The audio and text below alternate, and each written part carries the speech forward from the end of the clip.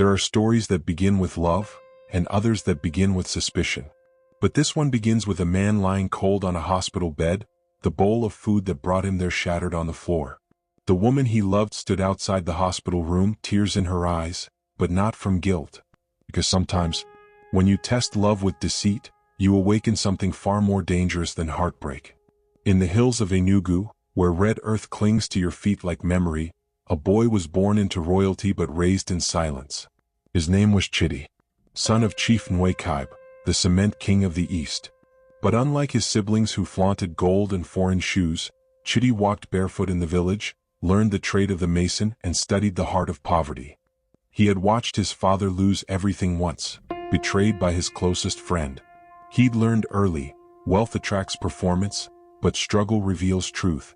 So Chidi vowed, when the time comes to choose a wife, I will not choose from a place of pride. In Lagos, miles away, Nena was rising. Raised by her widowed mother who fried puff-puff to send her to school, Nena knew what it meant to hunger. But she also knew what it meant to dream. With her caramel skin, sharp wit, and sharp tongue, she turned heads. She worked as a receptionist by day, learned fashion design by night.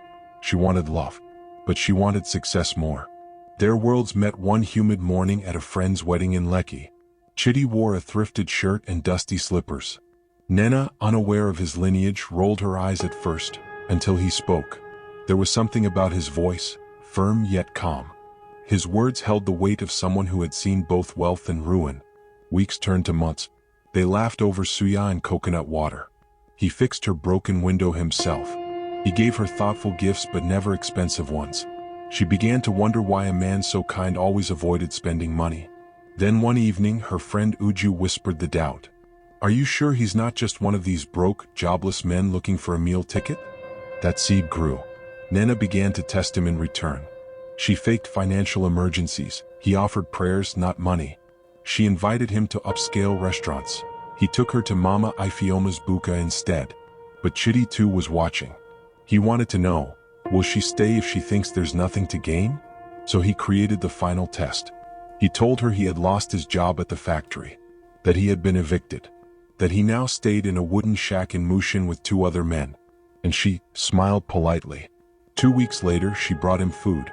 Jollof rice, stew, plantain. It smelled rich, but something felt off. Still, he took it, thanking her with the tired smile of a man who believed he had won. That night, his stomach clenched like a fist. By morning, he was curled in pain, sweat pouring like rain in August. His friend rushed him to the hospital. They pumped his stomach. Doctors said it was poison. Rat poison. The CCTV outside the shack caught her pouring something into the food, looking around like a thief in daylight. When confronted, she didn't cry immediately. She just asked, why would you test me with poverty when you knew I was hungry for more? But Chidi was silent. From his hospital bed, he watched her words like smoke in the wind. He didn't speak, because he realized something crueler than betrayal. He had built the trap, but she walked into it too easily. Nena was taken away. The case never made it to court. Chidi's father settled it quietly, too ashamed to let the press feast on it. But Chidi learned 2 things that day. Love cannot be tested without damage. A heart once poisoned never fully trusts again. He left Lagos, built a foundation in Enugu to help struggling women. But he never married. And on quiet evenings, when the wind carries dust through the compound, he sometimes sees her face, not in hatred, but in sorrow. Because in trying to measure love, he lost it completely. Long before Nena picked up the bottle of poison, long before the man she loved began his cruel experiment, she had already been poisoned by life. There are some children who grow up laughing at the moon, and others who grow up learning how to fight for every spoon of rice. This is not a story of a villain. This is a story of what happens when life teaches a woman to survive at any cost. In a forgotten part of Onitsha where the roofs drip when it rains and the streets flood with more than just water, Nena was born during a blackout. Her mother, Adiku, screamed into the dark as midwives fanned her with wrappers and held her hand. No light, no hospital, just the sharp cry of a baby girl who entered the world already owing it everything. Her father, Aneo, was a mechanic, a good man, a soft man. He called Nena his sunshine. But soft men don't survive long in hard places. When she was 7, a trailer failed its brakes and crushed her father near Upper Iwaka. The day they buried him, she saw her mother's eyes change, from soft brown to stone black. That was the day Attica became a soldier. Not with guns, but with pain.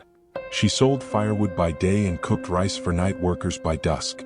Nena learned quickly how to measure rice with her palm, how to smile even when her stomach was turning inside out, how to lie to her friends at school and say, "I ate before I came," and how to watch. She watched how the rich girls in school wore perfume even on Wednesdays, how their shoes matched their hairbands, how the teachers smiled more when marking their papers, even when they failed. Nena wasn't jealous. Not at first. She was simply aware. But poverty isn't just hunger, it's humiliation. And one day that humiliation burned itself into her soul. She was 13. Second term. Midterm exam day. She wore her best dress, still stained from stew but ironed. But during break, she couldn't afford the 50 Nigerian nairas meat pie everyone was buying. So she sat on the field, hungry, holding her stomach. A boy from class walked past. He tossed her his empty wrapper and laughed. "Here, at least you can smell it." The whole field roared. That night, Nena cried till her throat cracked. And she made herself a silent promise. "I will never beg for food again. I will never be laughed at again. And one day, I will make them all serve me." Years passed. Her mother fell ill. The woman who once lifted pots without flinching now coughed blood into her wrapper. Nena became the breadwinner before she turned 17. She got a job as a cleaner at a downtown hotel. Then a receptionist when the manager saw her handwriting. Her beauty started to blossom, but it was her mind that made her dangerous. She watched how women moved around rich men. She watched how money changed voices. She watched how wealth made even fools desirable. She didn't just want to marry a rich man, she wanted to become someone they feared losing.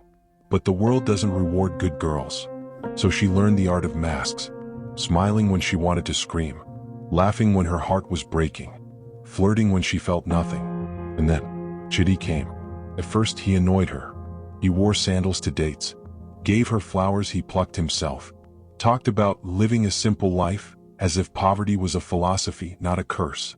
But he was kind, genuine. He didn't touch her without respect, didn't push her to impress. So her walls began to lower, until one afternoon in Yaba, they had gone for Okrika shopping. He bought her a 150 Nigerian naira scarf and said, "This looks like royalty." She smiled, but inside something broke. Royalty? With thrifted scarf? With man who can't afford ice cream? The memories came flooding. The meat pie. The boy who mocked her. Her mother coughing blood. She felt cheated. Angry. Betrayed. She had almost let herself fall in love with a man who had nothing. And that scared her. So she did what pain had taught her. She tested him back. She asked for help with rent, he offered prayer. She said her phone got stolen, he gave her his old button phone. Then one day, she found out. A friend sent her a TikTok.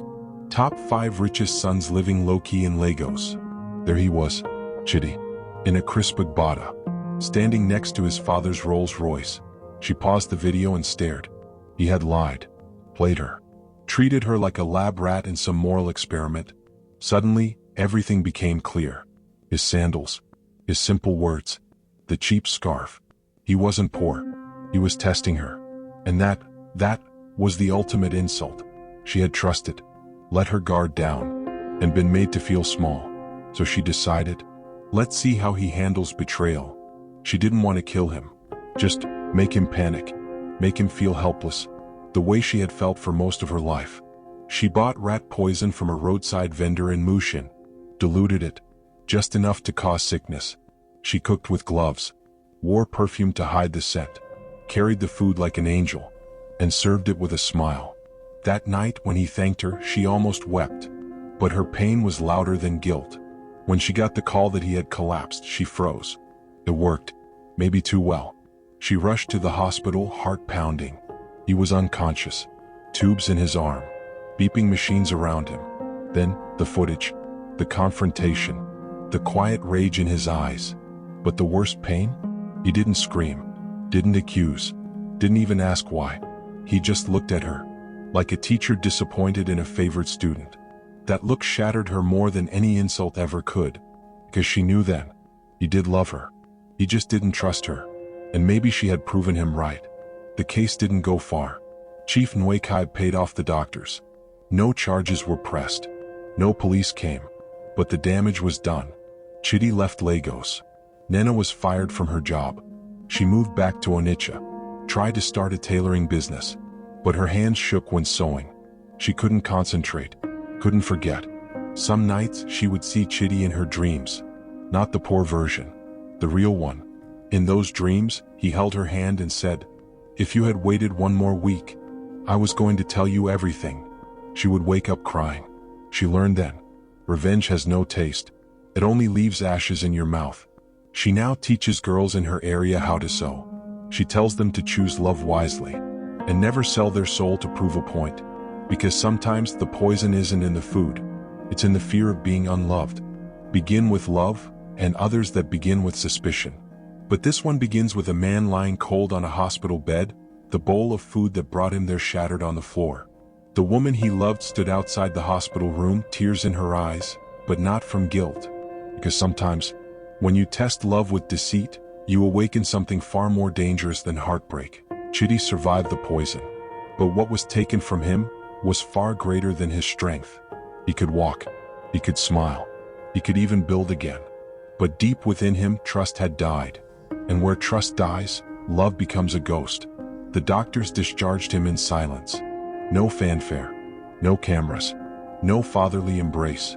Just a quiet ride back to his father's estate in Enugu, a palace of marble, silence, and memory. Chidi had once loved this place. Its carved gates, the polished floors, the ancestral masks on the hallway walls. But now it all felt hollow. The room he was given was too large. The staff were too polite. The meals, cooked by trained chefs, tasted like punishment. He missed the old things. The buka rice from Mama Ifeoma's pot. The laughter in cramped rooms. The feeling of being seen for who he was, not what he had. But worst of all, he missed her. Even after the betrayal. Even after the pain. He missed Nena. Not the woman who fed him poison, but the girl who had once adjusted his torn sleeve in the market, who cried watching street children, who danced barefoot in the rain like her soul had no weight. He couldn't shake the thought. Was it truly her fault? Or was it the trap he laid? His father offered distractions. Business trips, board meetings, foreign investment proposals. But Chidi declined them all. Instead, he asked to be sent to one of their abandoned estates in Nsukka. A quiet compound on a hill, overgrown with weeds, kissed by wind. There he began to heal. Not with therapists, not with talking, but with soil. He hired no staff. Just a few local boys and an old gardener named Ikena. They cleared the land, rebuilt the structure, planted cassava, mangoes, and orange trees. He rose before the sun. He carried blocks on his shoulder. He ate roasted yam by the fire. And every night, when he lay on the bamboo mat he insisted on sleeping on, he heard her voice in the wind, soft, regretful. But he didn't answer it, because though his body healed, his heart still bled. Then one evening, Ikena, the old gardener, sat beside him and asked without asking, "Is it easier to build walls than to forgive, my son?" Chidi didn't respond, but something shifted. That night he opened his phone for the first time in weeks, scrolled through old photos, found a picture of Nena laughing, wind in her hair, holding roasted corn. And for the first time, he didn't feel anger, just emptiness. Months passed. The estate flourished. The people in the town called him the quiet chief. He gave scholarships to children, built boreholes for the women, planted trees at every house that lost someone to illness. Then one dusty harmattan afternoon, he visited the town market. There, behind a crowded stall of wrappers and thread, he saw her, Nena. Her hair was tied in a scarf. She was teaching a girl how to cut fabric on the floor. Her hands were stained with chalk. Her face, older now, leaner but still so heartbreakingly familiar. She didn't see him, and he didn't move. He stood there watching like a ghost at his own funeral. Then he turned and walked away, slowly, silently, heart pounding. That night he didn't sleep. The past, which he thought he buried in cassava and soil, had returned with a heartbeat. He thought, do I confront her? Do I forgive her? Or do I carry this pain until I die? The next morning he returned. This time he walked up to her shop, but she wasn't there. A small girl sweeping outside said, "Auntie Nena went to visit her mother's grave." He left a package. Inside it, a letter, a yellow scarf, and a single line written in quiet pain. "You poisoned my body, but I poisoned your soul. I forgive you." Then he walked away. No expectation, no need for reply. And that was the real healing. Because forgiveness is not forgetting. It's choosing not to carry the weight any longer. Chitty returned to his land, and for the first time in a long while, he laughed while watering the mango trees. Some stories do not end with applause. Some end in silence. In a single look, a letter. A field of mango trees swaying beneath a sorrowful sky. But sometimes, if you listen close, the earth gives back what it once buried. A second chance, a quiet redemption, a peace deeper than love. This is how Chitty and Nena's story ends. Not with revenge, not even with reunion, but with something stronger, understanding. Months passed since he left the yellow scarf and letter at her door. Since he walked away, not expecting forgiveness, only hoping she would find her own. Nena never wrote back, but she wore that yellow scarf like a sacred thing. To the market, to church, to her workshops, and each time she wrapped it around her head, she remembered the boy who once gave her flowers he plucked himself, who tested her heart, not knowing it had already been broken by life. In her little tailoring shed, she stitched more than fabric. She stitched pain into beauty, scarcity into pride, and she began teaching girls how to survive without selling their soul. She told them stories, not about the man she almost married, but about the woman she once was, and the poison that doesn't always come in bottles, but in fear and shame and desperation. Meanwhile, Chitty's farm grew into a sanctuary. The mango trees bore fruit. Children laughed as they ran through orange rows. The land that once felt like punishment became peace. He no longer avoided weddings or the smell of stew. He smiled more, slept better. But one wound remained. Closure. Not from Nena, from himself. One evening during Harmattan, an NGO approached his estate. They wanted to partner, train poor girls in rural tailoring and agriculture. They asked if they could bring in a lead mentor. Her name, Nena Adiku. He froze, then quietly said, "Bring her." Days later, under the shade of a mango tree, she arrived, not with makeup or high heels, but with barefoot students and a chalkboard. They saw each other again, truly, for the first time in over a year.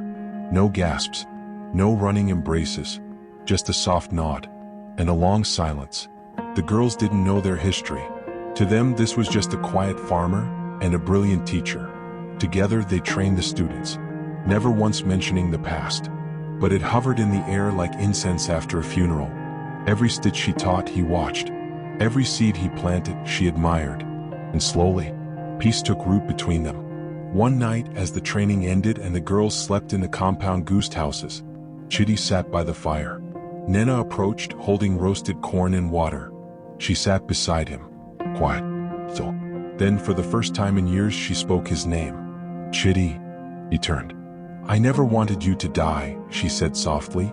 "I just didn't want to feel like I was nothing." He nodded, said nothing, because the truth didn't need to be spoken anymore. It had already been lived. They sat in silence.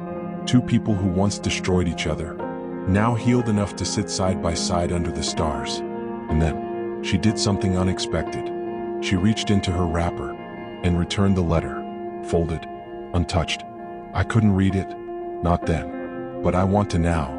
He opened it, read his own words back to himself, aloud. "You poisoned my body, but I poisoned your soul. I forgive you." Tears fell from her eyes, and for the first time so did his, not of pain, but of release. They never married, not each other, not anyone, but every year they met again, to train new girls, to harvest mangoes, to speak in quiet glances about the past that shaped them. Their story became legend in the village, not because of scandal, but because of what it taught, that love can hurt, but healing can come from the very hands that once harmed. Nena opened a school for girls. Chitty expanded his farm into a foundation.